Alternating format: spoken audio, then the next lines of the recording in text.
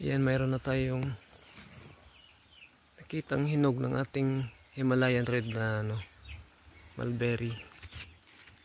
So first time natin ito magkaroon ng bunga.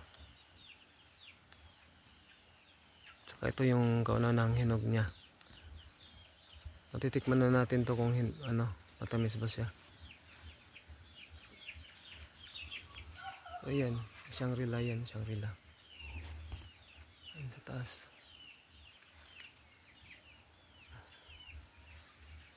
Bali nakagrafting to sa sa Shangri-La na puno. Ayan. At ito yung puputulin natin pag pag nabubuhay na yung minarkot natin, para maiwan na lang itong Himalayan red na grafting natin. Ito na lang ang iiwan natin.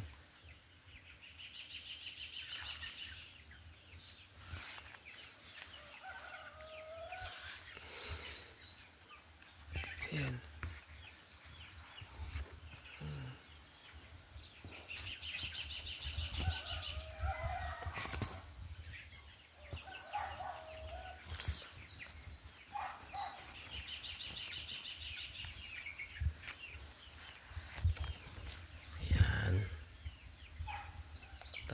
Haba, oh.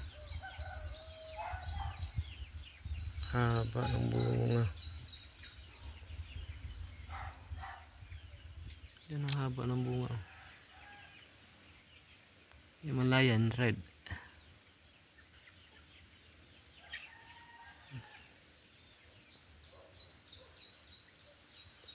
Okay. Thank you.